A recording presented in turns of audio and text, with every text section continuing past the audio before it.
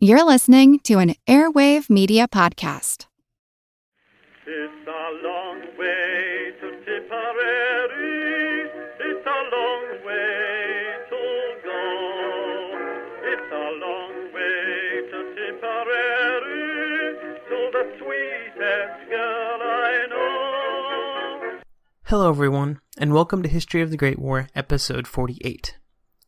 A thank you this week goes out to Susan from Minnesota and Mary from Pennsylvania for their donations. As always, Susan and Mary, you are awesome, and you should feel awesome. Before we start this week, I would like to read a correction that I received from listener Philip from Canada.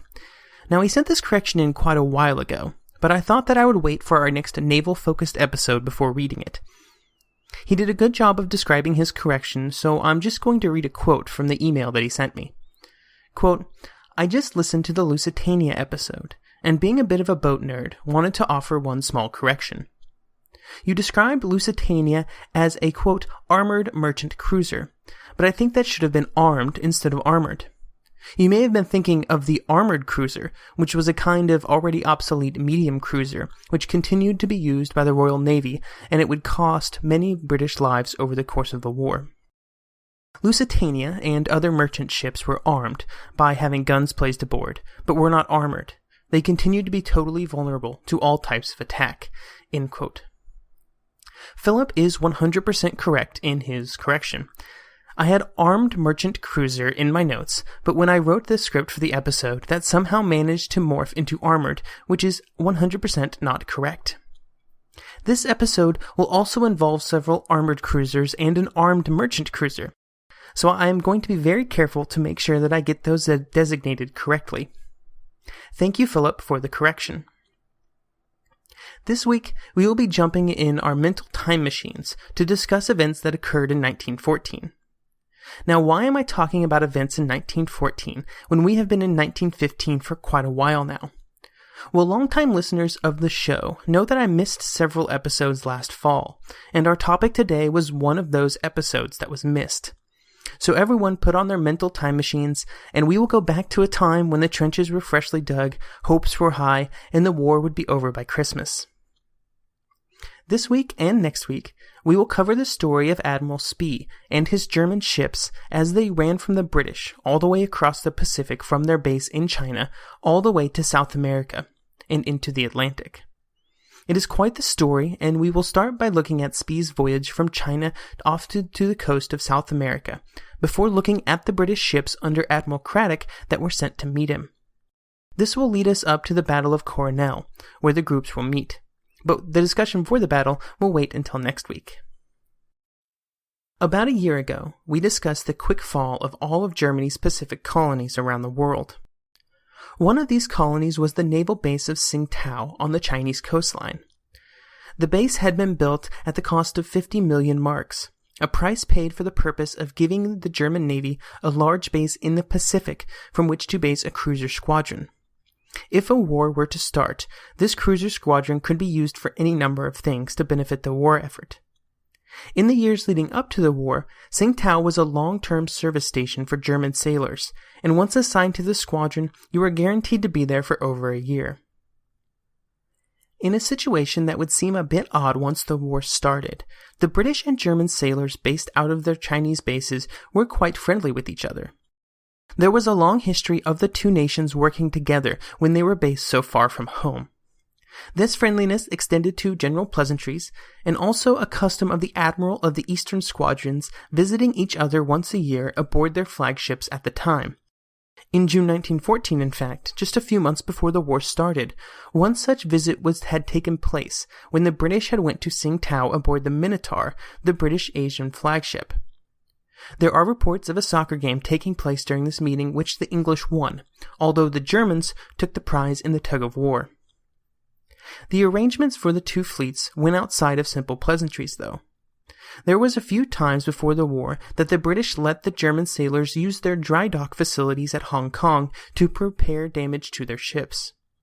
The British dry dock was the only one large enough within thousands of miles to hold the German ships, so this service was actually quite important. When the war started, the commander of the German East Asia Squadron was Vice Admiral Count Maximilian von Spee. Spee was a devout Catholic and an aristocrat who had joined the Navy at the age of 16. 16 seems young to us as we look back, but in the naval traditions of Europe at the time, it was common for boys to join at an even younger age. Spee was known as a good commander and an aggressive one, who kept his men and ships in tip-top shape. These two factors were important for his position as commander. The post was obviously isolated from other German ships, and as such, should any hostilities break out, Spee would be almost entirely on his own. Keeping the men and ships he had as prepared as possible was important if he was to have any chance of contributing to the war. In the case of war with other European powers, Spee's orders were a bit vague. It was very dependent on exactly who the other countries were that Germany was fighting with, or really, whether or not Britain was among them. If Britain was not involved, Spee should do some commerce raiding if possible, but then try and get his ships home, since they wouldn't have much to do in the Pacific. If Britain was involved, then things became a bit more tricky. The same types of activities were expected, a bit of commerce raiding, and then trying to get back to Germany. But when the largest navy in the world was trying to stop both of these activities, well, I'm sure you can see the problem. Spee had under his command 5 warships. The first 2 ships, and the backbone of the squadron, were the Scharnhorst and Gneisenau, both armored cruisers at 11,400 tons, with a 22-knot top speed. They boasted 8 8-inch guns and were also 7 years old, and this was important at a time when naval technology was advancing so rapidly. They were very capable, and easily capable of standing their ground against all but the very newest of the British armored cruisers. Spee also had 3 light cruisers, the Emden, the Leipzig, and the Nürnberg, all of which had been completed between 1906 and 1908. They were all around 3,500 tons, with a top speed of 25 knots and 10 4-inch guns. For light cruisers, they were quite good, and would be able to hold their own. These ships were as new and as good as they were, because the Germans were fully aware that if they wanted the squadron in Asia to be able to do anything but get destroyed by the British ships, they had to be at least reasonably new, fast, and able to take care of themselves. Spee also had a sizable flotilla of colliers and supply ships, both extremely important in the wide expanses of the Pacific Ocean. Spee also had 2 sons, both of them aboard ships in the squadron, with one aboard the Nürnberg and another aboard the Gneisenau. On July 7th, the first news of possible troubles in Europe reached Spee. The message arrived on that day said, quote, "The political situation is not entirely satisfactory." 20 days later, on the 27th, Spee was informed of the Austrian ultimatum to Serbia. Spee was out to sea at the time, doing the customary summer tour of German colonies in the Pacific.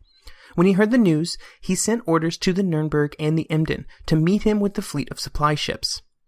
On August 1st, Spee received the next message, informing him that there was a threatened state of war in Europe. At this point, Spee put all of his ships on a war footing. All the ships were put on a wartime routine of 2 watches, with lookouts posted at all times, the guns constantly manned and ready for action. This move to war footing also involved the jettisoning of any non-essential items on board the ships. Most of this non-essential material went ashore at port, but some of it just went into the ocean. Every pound counts at sea, so things like hardwood furniture, decorations, and other peacetime material was gotten rid of in the interest of maybe gaining a fraction of a knot in top speed, because you never know when you might need a fraction of a knot. On August 2nd, Spee was informed of war with Russia, and on the 5th, of war with Britain. On the 6th, the Nürnberg, Emden, and the fleet of supply ships met up with Spee's other ships. And now the question for Spee was what exactly to do with the ships available to him. He had many options, some of which were appealing. The first question he had to answer was whether or not he would keep his little squadron together or separate them. Splitting up his ships meant that they had a better chance of finding shipping to interdict and capture. The simple law of probability meant that the more locations in which there were German ships searching for merchant ships, the better chance they had of finding them. It also meant that it would be harder for the British to hunt them down, and if one of them were caught, the other ships could keep on raiding. All of these were very attractive positives for splitting up, but there were negatives to that plan as well. The biggest problem was that, even if they were raiding for a while, they would all be hunted down eventually, and either forced to surrender or destroyed. It was just simply inevitable that a navy as strong as the Royal Navy would be able to finally pick them all up. Keeping his ships together was another option for Spee. This had some obvious advantages. If his ships were all together, they would have a better chance of beating any British ships in their path, but it also had some problems. They may not be able to find as much British shipping, if they found any at all.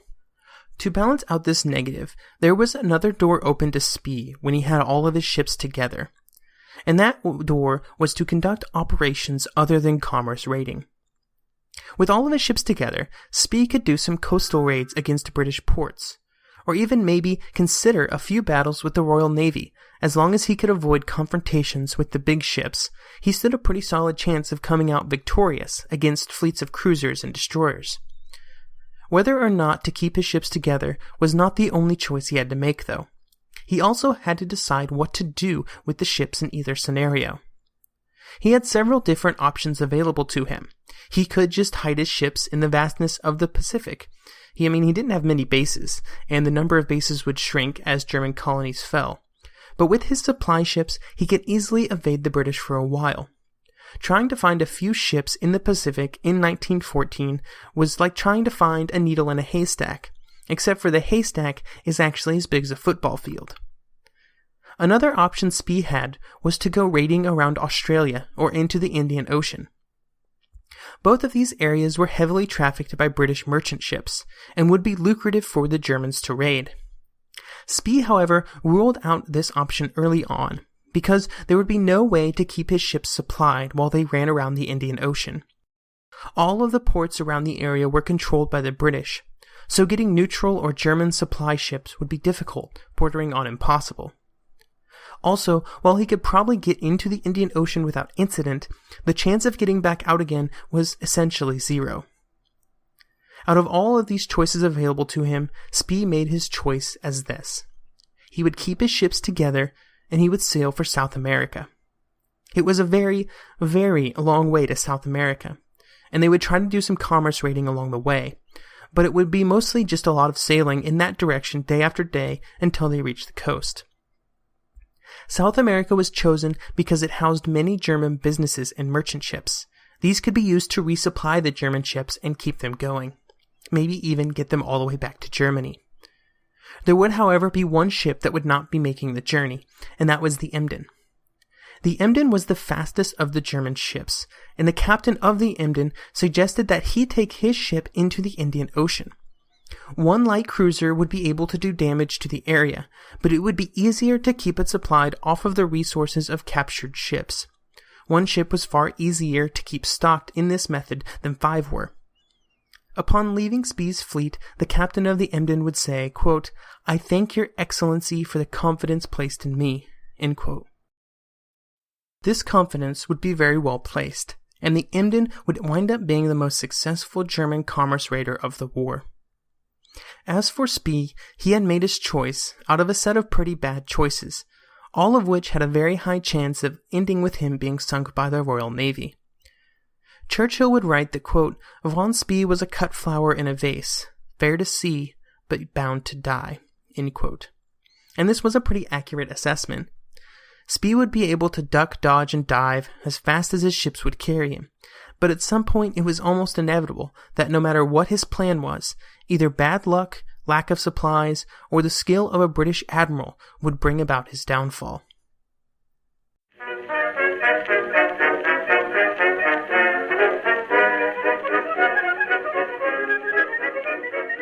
The one truth about human history is that change is inevitable. But the one thing that has never changed is that humans need food to survive. There are many ways to get that food, but one of the easiest ones is Factor. Factor delivers ready-to-eat meals right to your door. All you have to do is heat them up and dig in. In 2 minutes, you can be eating tasty keto or vegan options, or any of their 35 options that they have available every week. So you can choose maybe the cheesy garden herb chicken, maybe the Santa Fe green chili beef skillet, or perhaps the Caribbean spiced tofu. It is all delicious, And if you have a bit of a sweet tooth, Factor still has you covered with a wide range of snack and smoothie options. Chocolate mocha cheesecake, snickerdoodle macaroons. Any of that sound good? And don't worry, even the tasty stuff is dietitian approved. Head over to factormeals.com/GW50 and use code GW50 to get 50% off. That's code GW50 at factormeals.com/GW50 to get 50% off.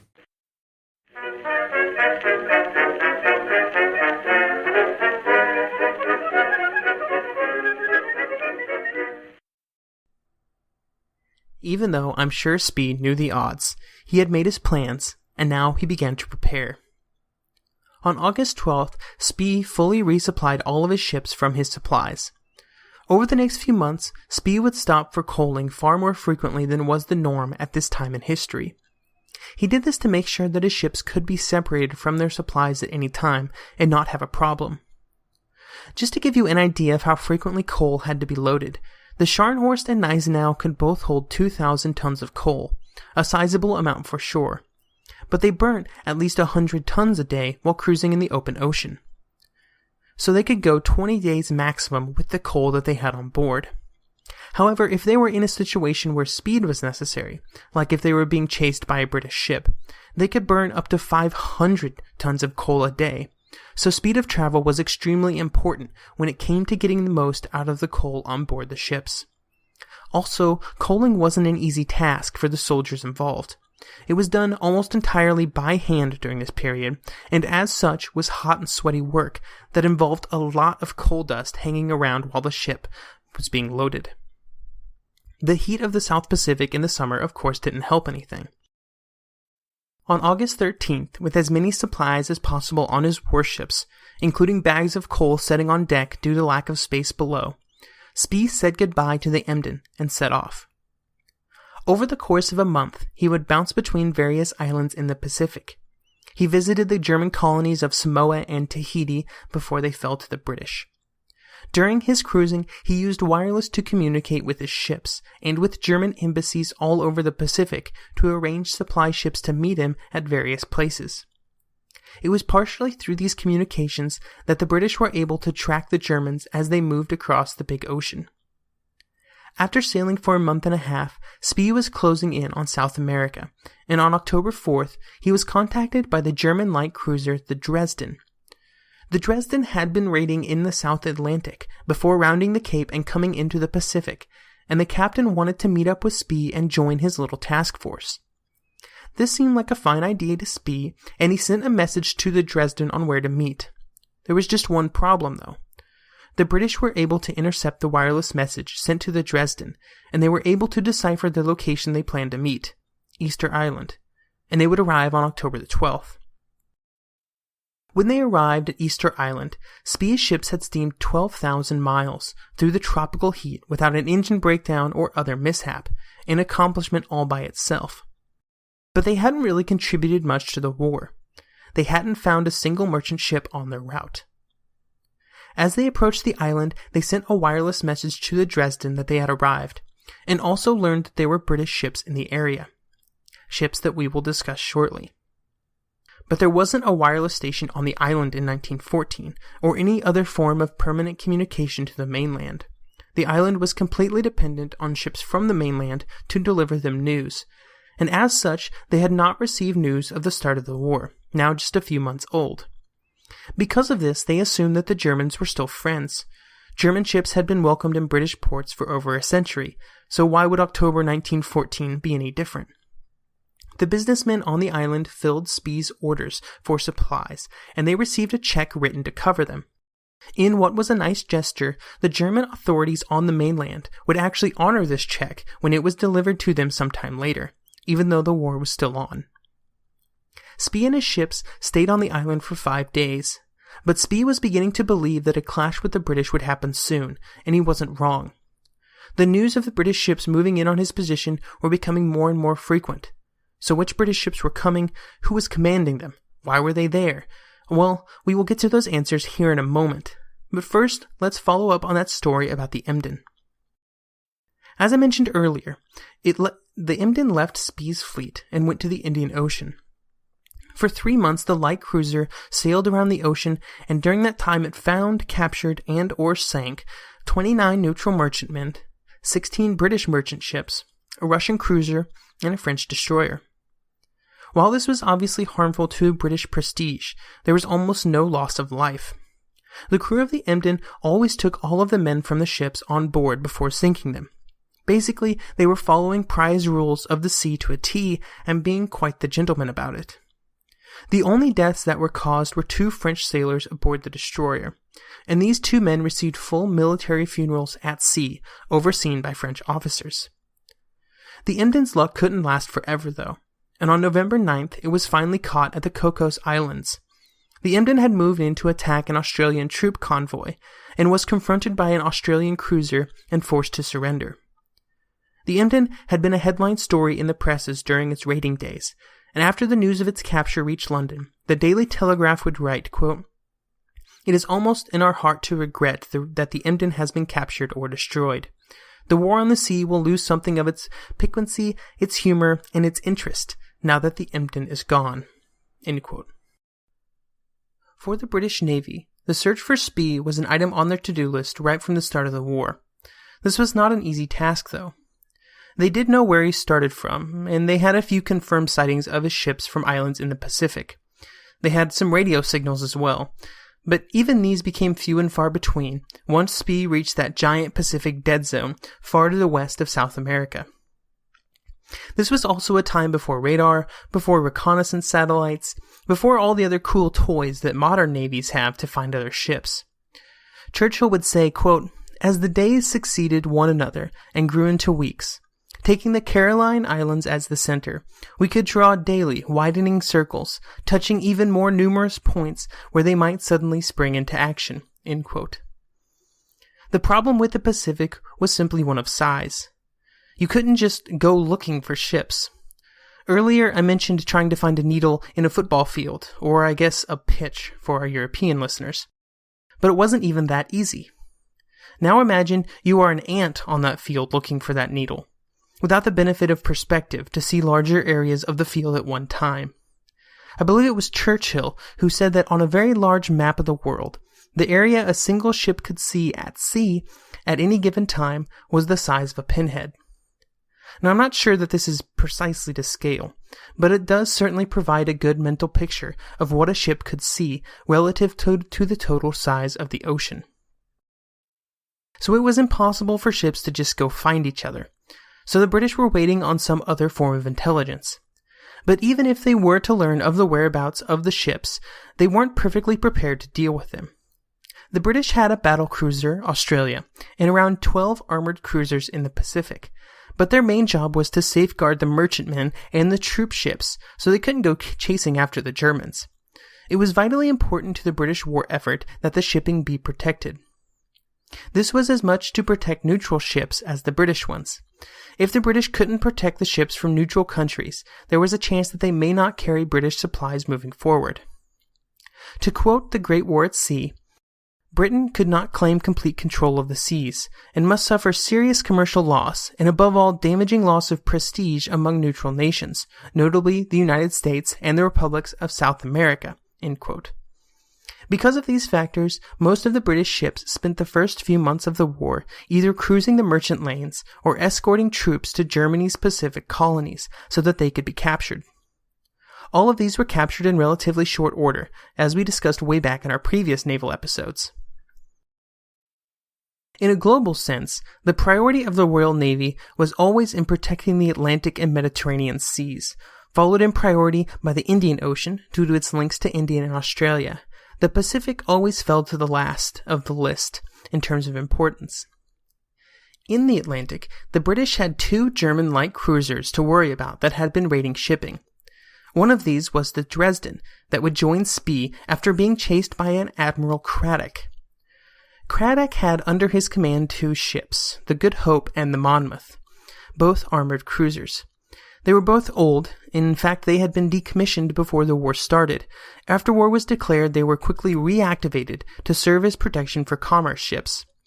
These ships had been built in 1900 and were deficient in just about every way when faced with the prospect of newer German fighting ships. On September 14th, Craddock was given orders to patrol the Straits of Magellan with the possibility of meeting Spee in the future, should he move towards South America, which we know he was. He would be joined by the Glasgow, an armored cruiser far more modern than the Good Hope and the Monmouth that was currently patrolling the South Atlantic. More importantly, he would be receiving two other ships. The first and the most disappointing was the Canopus. The Canopus was an old, obsolete battleship. It was slow, it could only make 12 knots, and it was barely able to stay running for any great length of time. It had been scheduled for scrapping in 1915 before the war started, but was rescued from this fate by the war. It was pretty much worthless when it came to facing German ships in the open ocean. In Craddock's diaries, he actually questions why it was sent at all. While the Canopus was very disappointing, the other ship, the Defense, was the exact opposite. The Defense was a modern armored cruiser, 14,600 tons, 4 9.2-inch guns, 10 7.5-inch guns. The Defense would be by far the best ship in the theater, and would be a huge benefit in any confrontation with the German ships, all of which it outclassed. With the message of the two ships that he was receiving, Craddock also received a long, very confusing set of orders. The confusion caused by these and future orders would play a role in the tragedy that was Craddock's journey. In the orders, Craddock was supposed to engage Spee, but also to defend certain areas. He was to keep Spee out of the Atlantic, but was also supposed to draw him into battle however possible. He was supposed to keep the Canopus with him to take on the German ships with its 12-knot speed, but was somehow supposed to also catch the German ships who could do 24 knots. These are just some basic examples of why these orders were so confusing. As we discuss the following set of events leading up to the Battle of Coronel, remember that the orders given between London and Craddock were often over telegraph, and these would take some time to reach Craddock and then some time for his response to reach London. There are instances where there are replies sent back before replies from previous replies that had information that would affect the newer replies, so Craddock was asking questions London thought it had answered already, or answering questions that London thought were already answered. So basically, if you're a bit confused right now, then you're just in the same place that everybody else was in 1914. There was just a lot of confusion about Craddock's fleet, his plans, the role the Canopus was supposed to play, what ships he would have available to him in the coming weeks. All of these things were just sort of up in the air on both sides, in London and in Craddock's fleet. With the facts of this confusion in our minds, let's look at what happened on September the 18th. On that day, Spee was spotted on his visit to the German colony of Samoa, and the Admiralty believed that this meant that he was going to stay on the Asian side of the Pacific. Because of this, they canceled the orders for the Defense to join Craddock. He only ever needed that ship if Spee got involved, and now it looked like he wouldn't. The Canopus would still be going, but it would be alone. This fact, this incredibly important fact, that the strongest ship that Craddock was supposed to have would never appear, was never properly communicated to Craddock. All of his actions over the coming weeks were based around the fact that he would be joined by the Defense at some point in the future. For a good part of October, Craddock stayed in port, while other ships searched for the Dresden, which they still thought was in the Atlantic. When the British finally learned that the Germans were headed for Easter Island, the message that Craddock was given was, quote, "It appears that Scharnhorst and Gneisenau are working across to South America. You must be prepared to meet them. Canopus should accompany Glasgow, Monmouth, and Otranto, the ships to search and protect trade in combination. If you propose Good Hope to go with them, leave Monmouth on the eastern coast." End quote. Craddock quickly responded that he wasn't sure that this was a good idea. If the Dresden was able to join the other German ships, Craddock would be even more outgunned than he already would be. He also asked about the Defense, which he still believed was coming. This is one time where both sides got very confused. Remember, London knew that Craddock wasn't getting the Defense, so they didn't mention it in the message above. So Craddock asked what the plan should be for the defense when it arrived, which caused London to wonder what he was on about. He wasn't getting the defense. At which point Craddock was like, "WTF, mate, what are you on about? Of course I am, you told me I was." But he wasn't, and it would take far too many messages to sort out which ships Craddock would and wouldn't have in the upcoming confrontation. In a separate thread of messages, Craddock suggested that a new fleet be created specifically to safeguard the South Atlantic, especially if he was going to take most of his ships to the Pacific. This was a very good and reasonable idea, and Craddock hoped that it would mean more ships would be sent into the area, and he would be put in command of all of them. Craddock would then be able to move the Canopus and his slowest and oldest ships to the Atlantic Fleet, while he took only his best ships after Spee in the Pacific. While this was a good plan, it didn't quite play out that way. Instead, another admiral was put in command of the Atlantic ships, and just to add insult to injury, he was given the Defense as one of his ships, just because. After the situation with the Defense was sorted out, the messages between Craddock and the Admiralty took the format of Craddock either directly or indirectly questioning the usefulness of the Canopus, while London believed that the Canopus was the critical piece of the puzzle that guaranteed victory. That the Canopus could only maintain 12 knots, roughly half the German top speed, didn't seem to bother anyone in London very much. It had a very nice set of guns after all. To quote Castles of Steel, Craddock thus faced a painful choice. He could obey the Admiralty instructions and operate in company with the Canopus, thereby forfeiting any chance of bringing the Germans to action. Or he could fight without the Canopus and face the probability of defeat. Churchill considered the second alternative, fighting without the Canopus, illogical and disobedient. Craddock considered the first, letting the German ships slip by unmolested, cowardly, and unthinkable. End quote. Craddock was an old sailor. He'd spent 40 years in the Navy after joining at the age of 13. He had participated in battle, had many awards and commendations. He fully understood what his chances would be if he met Spee's squadron in battle with the ships he had at his disposal. Because of this, he gave a packet of documents to the governor of the Falkland Islands before he left, and asked that they be sent home should he perish in battle. The last message that Craddock received from London before he left for the Pacific was that the Admiralty fully believed that the 5 ships he had under his command, the Canopus, the Monmouth, the Good Hope, the Glasgow, and an armed merchant cruiser, Otranto, all out-of-date ships, were enough to meet Spee in battle and defeat him. Next week, we will very quickly see how wrong London was. Thank you for listening, and have a great week. Goodbye, Piccadilly.